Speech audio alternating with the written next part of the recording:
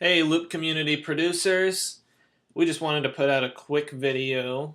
We've had some producers that are having problems or questions about levels and what levels they should be submitting at. Um, so, we thought we would do a quick video with not even good audio. This is just, my internal microphone on my laptop, but just so you can see what levels everything should be at. So if you read the producer agreement, it says to keep your click and cues at 0, the way that they come in on your sampler and your devices. So if you leave it at 0, they should be at about this. So you'll see that that's keeping it, just a little bit under 0, like -1, -2 dB, just below clipping. Your cues Intro, 2, 3, 4. are probably a few dB quieter than that. Verse, 2, 3, 4. So hopefully this is not an issue as long as you keep everything at 0. But if you are putting these samples in a custom sampler or something, just make sure that they're around those levels.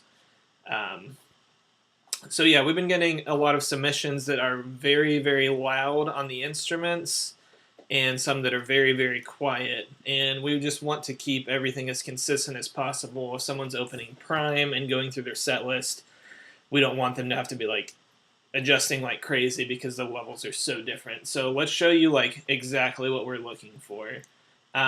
So this is with the click and cues muted. I usually tell people to go to the loudest part of your song, or just a section where like all the instruments are in and playing loud, and get your levels to about this point. This is just a premium track that we have as an example of what levels should be at. Let's go right here, actually.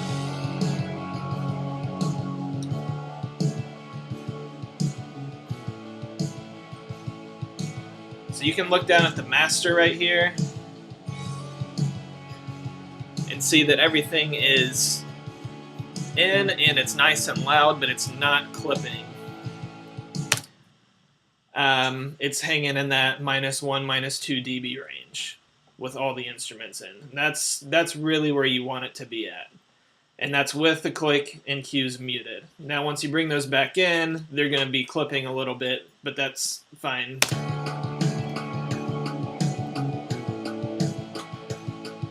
Verse, 2, 3, 4. Since we keep those separate for the most part, it's not a big deal. We want the track to be nice and loud with the click and cues not in the house with everything else. Now, what we don't want is to get these submissions where everything is just way too loud. Like I'll get somewhere it's like this.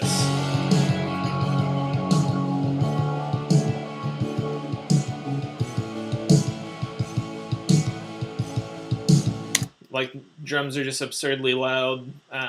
Everything's sounding distorted, and that's what we want to try and avoid. And those are the tracks that we reject. When we reject things, we don't just do it for no reason. We're doing it because we're trying to help you guys have the best sounding stuff out there that we can, and to keep everything as consistent as possible across the board.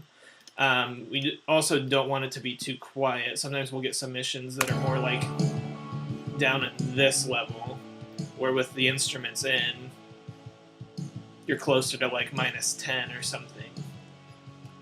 And you can only boost a level so much in Prime, so we want to avoid that as well. Now, there have been some people asking about mastering plugins, and of course, if you're pretty savvy with your plugins that you're using, use your mastering plugins to get everything to a nice, loud level. It's going to sound more like the record and sound professional.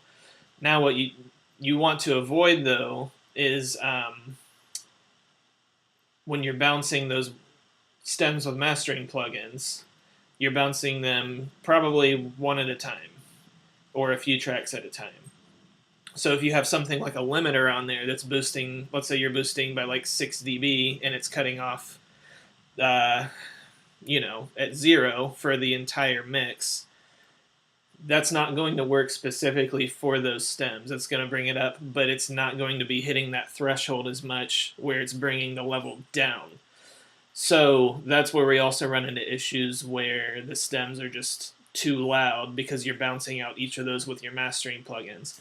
So if you do that, what you should do is bounce out all of your stems the way you normally would, then take those bounce stems, put them back in your DAW for a second round of bouncing, and make sure that the levels aren't too loud. Maybe you can do some just a little bit of automation to make sure that they're staying in that range, -1, -2 dB, this kind of level.